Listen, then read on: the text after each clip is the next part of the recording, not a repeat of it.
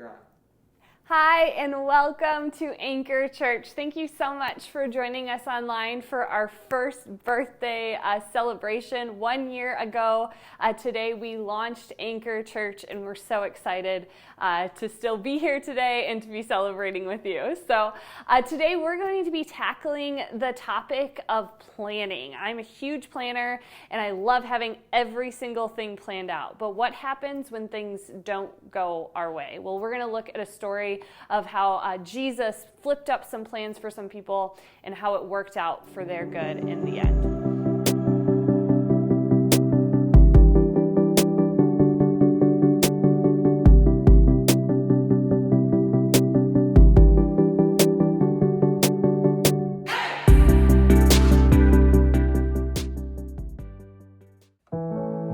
Happy birthday to you. Happy birthday to you. Happy birthday. Happy birthday. Happy birthday to you. Happy birthday. Happy birthday. Happy birthday to you. Oh, happy birthday, Anchor. Oh, happy birthday, Anchor. Oh, happy birthday, say it with me. Happy birthday, Anchor. Oh, happy birthday. The openness that we have for each other, and we come from all walks of life, and I just love everything about that, about the acceptance of all. That's it. I just love what Anchor Church is doing, and I tell everybody about it, and they get excited. There's so many people that are excited about what's going on at Anchor Church. Anchor is a place that I find peace. Are we ready? I'm ready. All right. Love you guys, and I'm so proud of you. I've never felt more empowered than I have at Anchor Church, so thank you so much for that, you guys. I just love Anchor, and I just feel so welcome. So I want to say happy birthday, Anchor! Anchor is a safe place for people to follow Jesus. It is so encouraging to see what God has done through Anchor Church, and we are so glad to be a part of it. Yeah, we're rooting for you and praying for you. Keep it up. Anchor is a unique place where you learn simple things about Jesus. Hey guys, it's Amanda from Anchor. I just want to say congrats to 1 year. It has been absolutely amazing to get to know everybody here. Anchor Church is a church that finally got me to be excited about being in a church community again. Anchor is a place where you can come as you are and be accepted and find Jesus. Anchor helped me to explore my own faith and really encouraged me to do so. They are the sweetest, kindest, down-to-earth people have ever met. Hey, what's up guys? My name is Jay-Z, and Anchor has made a huge impact in my life. And I just want to say, happy birthday, Anchor! Hey there, Nick and Hannah. This is Pastor Gary Ritchie from New Hope Christian Community Church. We are so excited to be part of Anchor's story and so excited that you got to your 1 year birthday. Go Anchor! Happy birthday! Happy birthday, Anchor! I love you guys, and thank you, and congrats to 1 year. Happy birthday, and God bless. Happy birthday, Anchor! Happy birthday, Anchor! Happy birthday, Anchor! It's a praise party. Happy birthday, Anchor. Happy birthday, Anchor! Let's go. Let's go. Happy birthday, Anchor. Happy birthday, Anchor! Okay, go. Happy birthday, Anchor! Happy birthday, Anchor!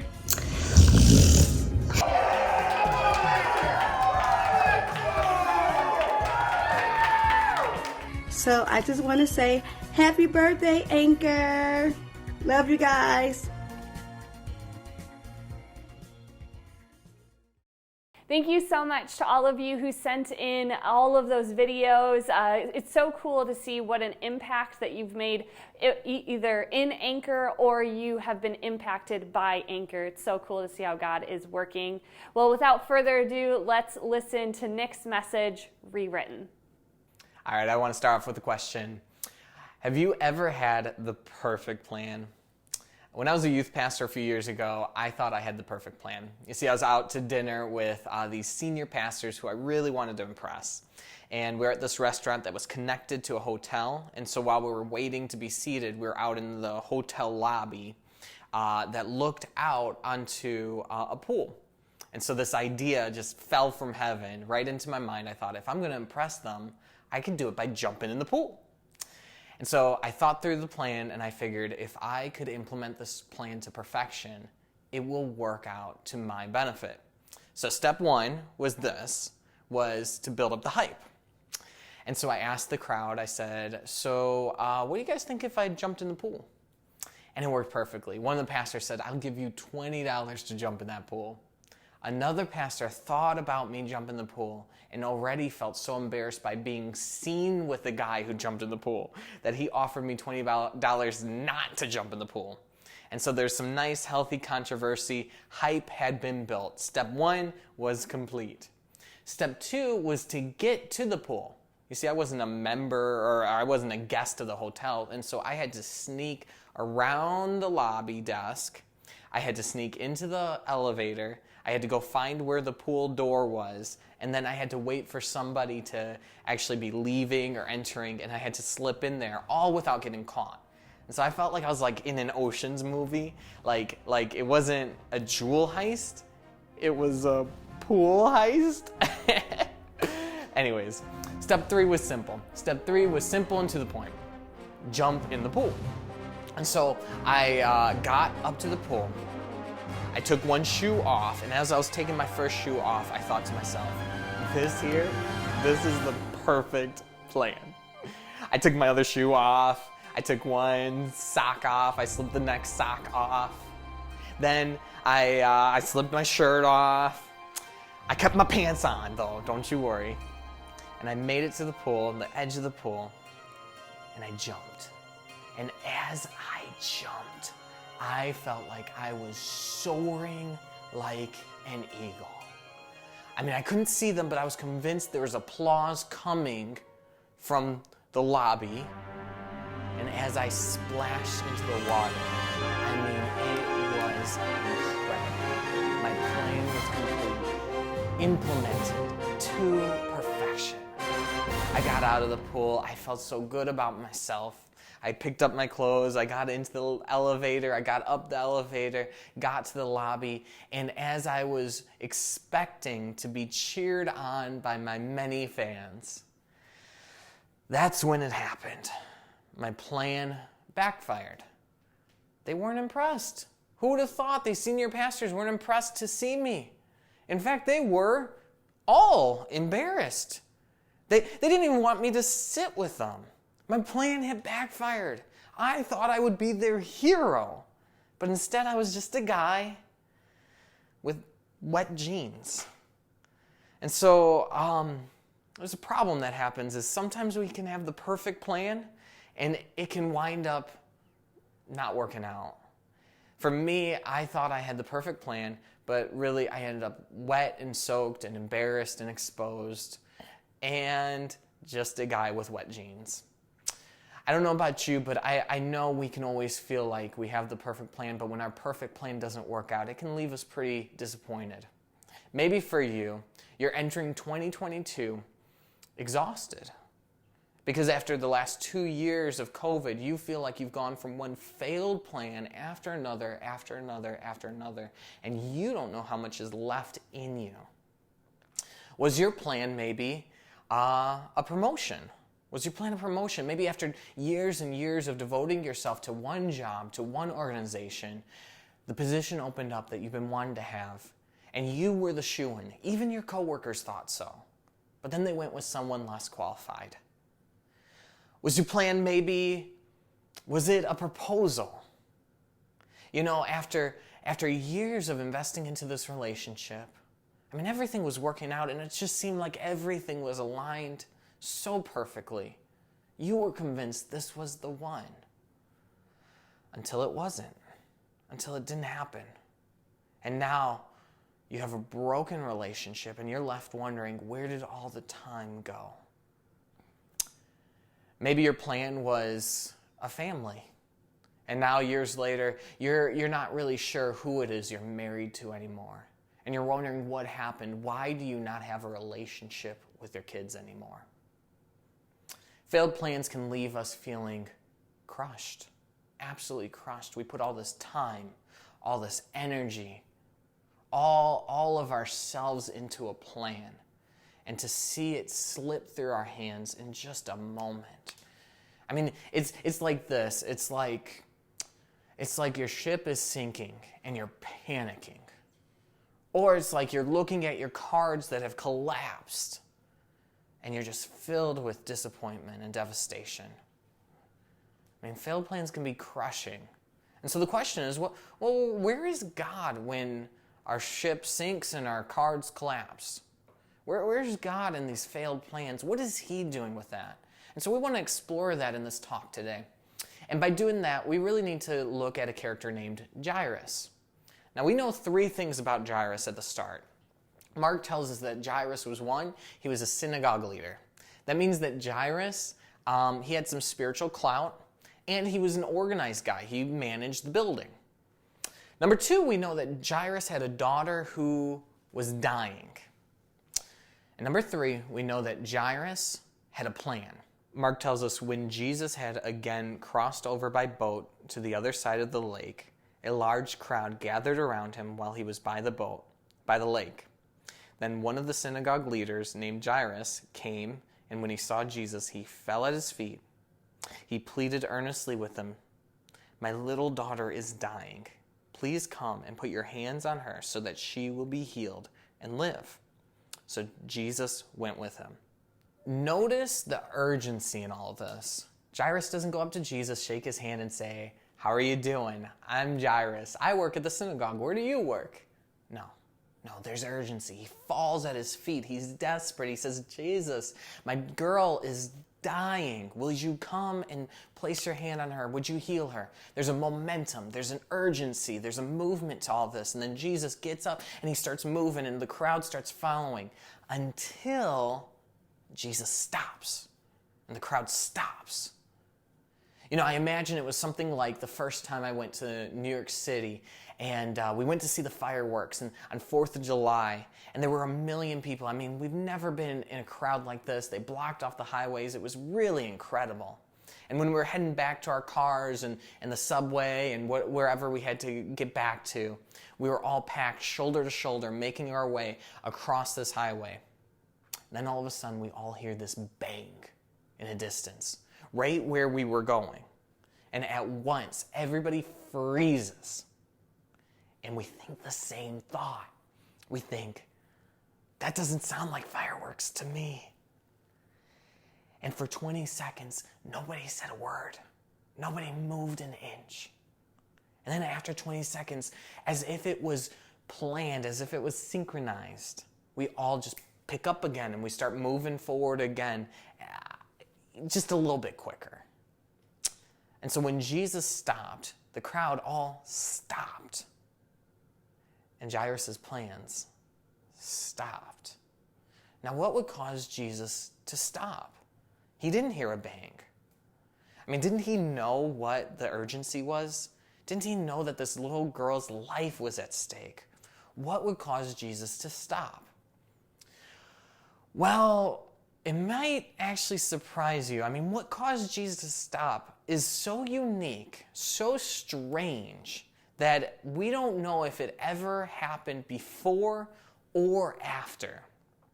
What caused Jesus to stop, according to Mark, is that he felt power leave him. And I have no clue what that really would have felt like. I mean, I really speculate this, and I've never really heard a great answer. I wonder if maybe it felt like he got punched in the gut and he was winded. Maybe it felt like he had just gotten vertigo, like all of a sudden he's dizzy. Could it have felt like he hit a wall all of a sudden, like, oh, I'm tired, I need a nap? Like, I don't know. Maybe he got an alert. Maybe this little Surrey in his head said, you are at 2% battery, Jesus. You may need to charge right now. I don't know what it was. But he felt power leave him. He stops. The crowd stops. And then he says, who touched my clothes? Well, the disciples are even more confused, and they turn around and they say, well, Jesus, you're in a crowd. Like, everybody's bumping up against you. Like, who touched their clothes? What kind of question is that? Well, Jesus goes on to ignore his disciples, and he looks around, and then all of a sudden this woman breaks through the crowd, falls at Jesus' feet. And she's trembling, and she starts telling Jesus about her life. She says how she had been bleeding. She had been on her period that wouldn't end for 12 years. In that time, she spent all her money on doctors who didn't help. And she just thought that if I can touch the edge of your cloak, maybe I'd be made well. And it worked. She touched just the edge of his cloak, and she was healed instantly. And Jesus tells this woman, he says, daughter, your faith has made you well. Now, while Jesus is talking to this woman, at the very same time, these people come up to Jairus and they say, Jairus, your daughter didn't make it. Don't bother the teacher anymore. She's dead. Now, could you imagine the pain and the agony that Jairus is feeling right now? I mean, I couldn't imagine how hard it would have been for Jairus to leave his daughter and his wife, knowing that he might miss out on her last moments alive. And how excited he would have been to find Jesus. And how his plan would have worked out when Jesus agreed to come to go heal his daughter. And how they were making their way, and they were so close, and they're almost home, and they were just about there. And then all of a sudden, Jesus stops. All of a sudden, Jesus is interrupted. They were so close, and yet it still didn't work out. And yet, Jairus' cards collapsed. His ship sunk. His daughter died. But there must have been something in Jairus, a glimmer of hope.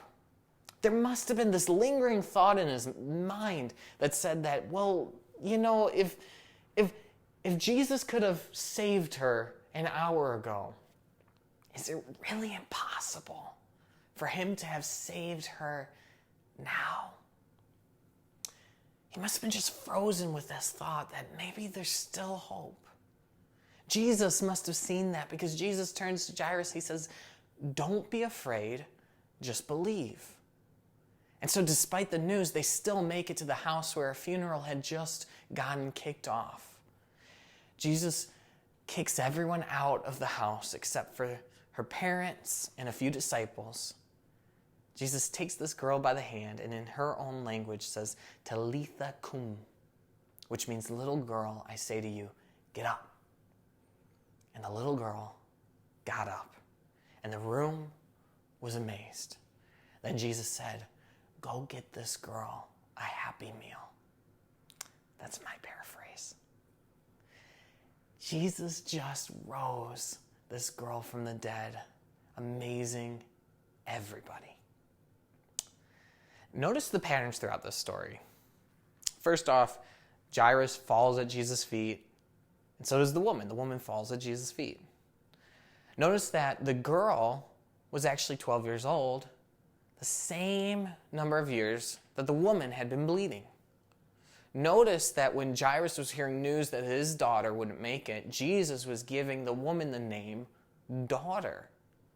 You see, what these patterns are doing is these patterns are showing that these two people who are so different in different classes, who have never met, actually have stories that are linked together into one story.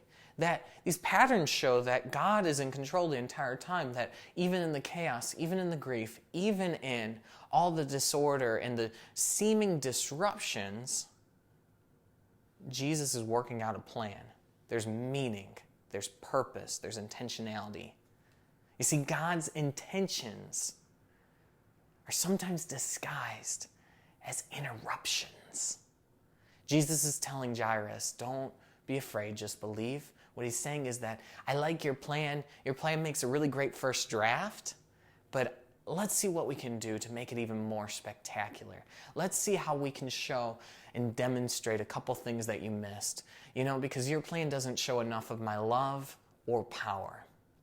You see, Jesus wants to demonstrate even greater love than Jairus thought. Because for Jesus, he was willing to stop even for a woman who was an outcast. Notice this woman who was bleeding would have been rejected relationally. You see, she wouldn't have been able to have kids. And in that time, that was really, really important to husbands. And so it's hard to even imagine a husband at that time in that culture marrying her. She was pretty rejected. Maybe that's why she was the one who had to go advocate for herself. She didn't have anyone grabbing Jesus on her behalf. She was also rejected spiritually because as she's bleeding, that means she's ceremonially unclean, which means she's not welcome into the synagogue. And so she's been rejected. She lost all her money to the doctors. Notice she's so insecure that she doesn't even want to interrupt. That's the last thing she wants to do. She's trying to be as discreet as possible. She doesn't want to be noticed in any way. Even for the limelight to be put on her, she's trembling. She's afraid. She's not used to people seeing her. Even in the story, she's not given a name.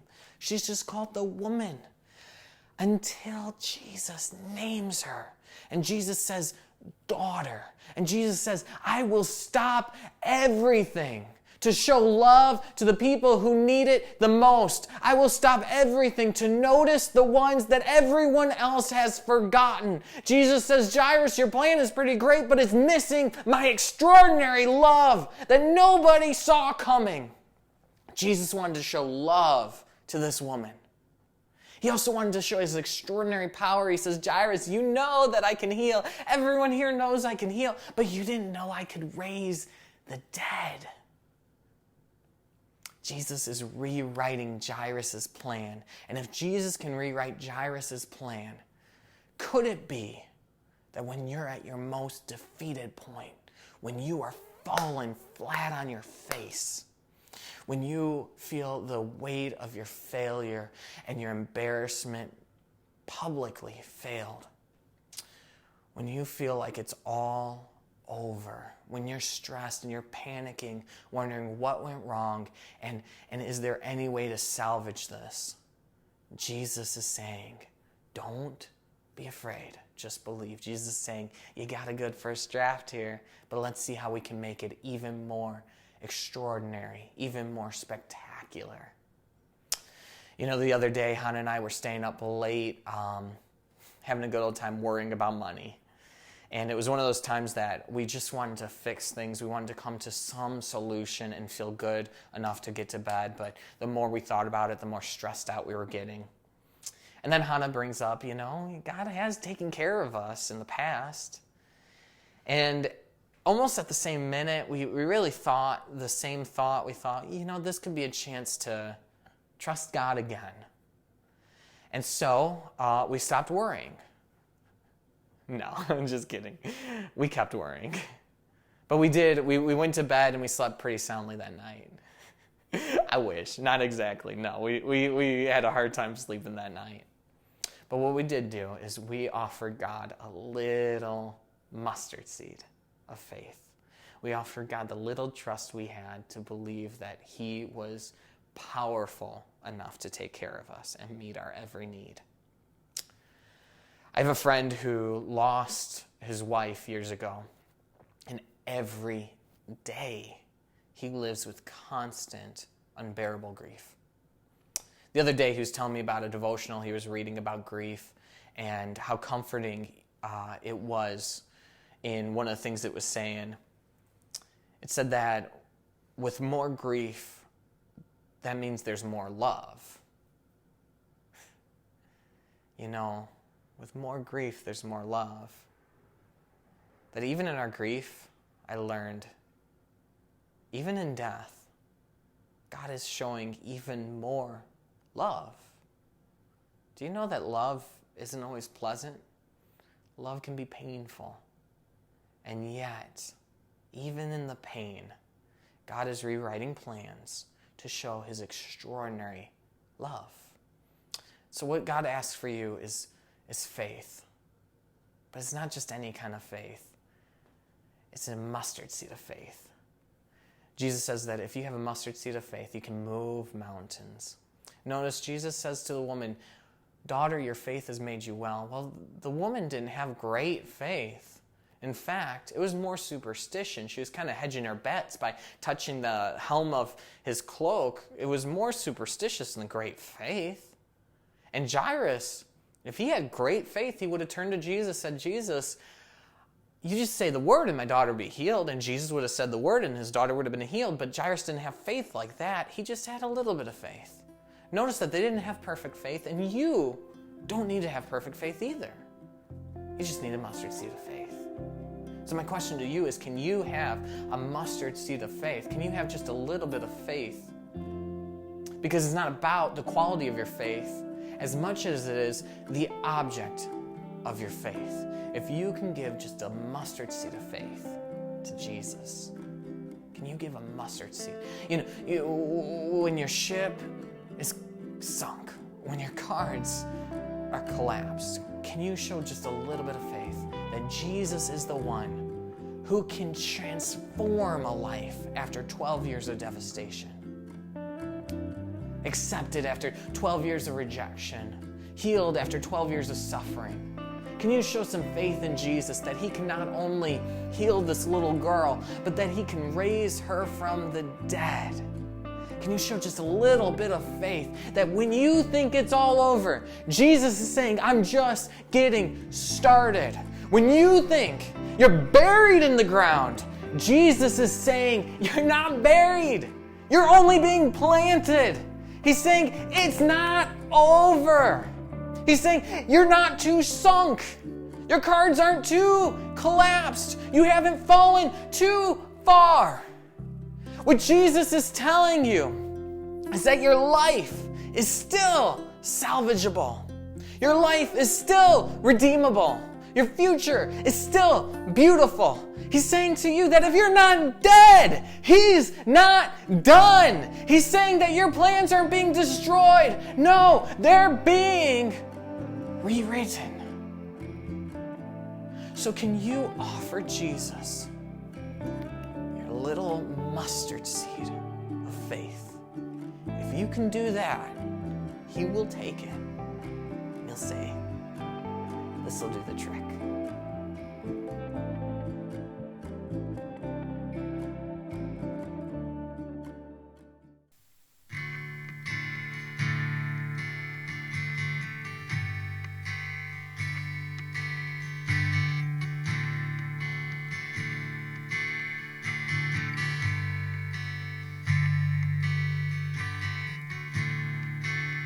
Worthy of every song we could ever sing.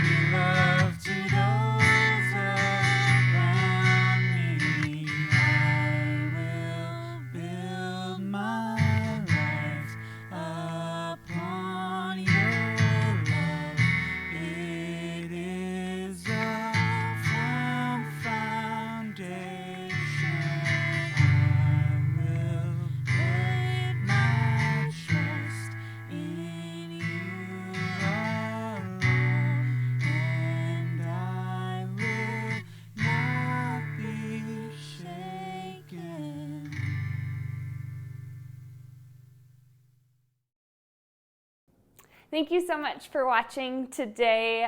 If you are looking to get connected further at Anchor, we are actually launching our brand new Anchor groups starting this week. We have 3 different types of groups for you to jump into. One is a Following Jesus course. If you're looking to figure out how to have that relationship with God, how to foster it, what it exactly means, or if you're just interested in faith in general, that would be a great group for you to jump into. We also have our Serve the Champaign-Urbana community group. We're going to have a bunch of different service projects over the next 12 weeks for you to get involved in. And then finally, if you live far away, we have a group for you. It's a Zoom group. We're going to be talking about the different messages that we tackle here at Anchor, and it'll be a great group for you to be a part of as well. So if you're looking to get involved with one of those groups, you can go to anchorchurchil.com/get-involved. If you'd like to give into the mission of Anchor, you can do so by going to anchorchurchil.com/give. We would really appreciate your gifts. Thank you so much for joining us today. We are so grateful that you decided to celebrate our first birthday with us.